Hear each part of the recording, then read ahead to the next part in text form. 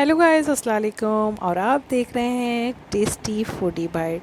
तो जैसे कि आपके सामने रखा हुआ है, ये गोश्त है। गोश्त के अंदर मैंने लगा के रखा हुआ है कच्चा पपीता, जो पहले से मैंने मैरिनेट करके इसका रख दिया। अच्छा, इसका सीक्रेट जो है इसकी रेसिपी के अंदर है, तो प्लीज़ एक एक रेसिपी फॉलो कीजिएगा।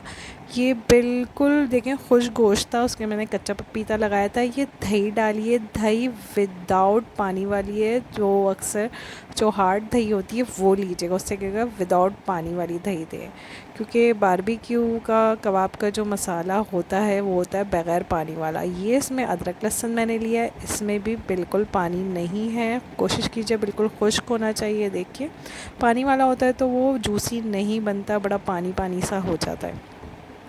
ये देखिए, ये वाला मसाला जो मैंने पीस के रखा था, इसकी रेसिपी मैं आपसे शेयर कर चुकी हूँ, और इसको एंड तक देखिएगा क्योंकि इसका सीक्रेट इसी की रेसिपी के अंदर है।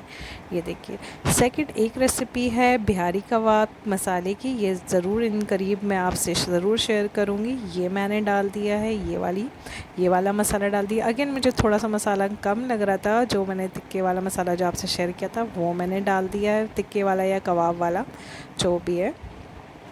ये देखिए, अब इसको अच्छी तरीके से मैरिनेट करना है। ये देखिए, एक एक बोटी को आराम आराम से कीजिए, कोई जल्दबाजी नहीं है। ये देखिए, बिल्कुल आराम आराम से कीजिएगा।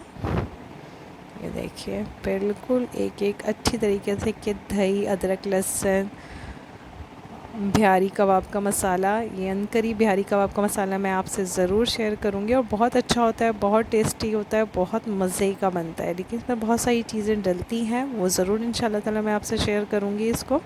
और कबाब का मसाला तो मैं आपसे शेयर कर चुकी हूँ, और ये वो भी बहुत मज़े का होता है, क्योंकि कबाब आपको पता है, कबाब चीनी के बगैर कंप्लीट है नहीं होता, तो उसका सीक्रेट बेसिकली वही होता है। ये देखिए, इसको मैं फ्रीज़र कर दूँगी या फ्रेश कर दीजिए।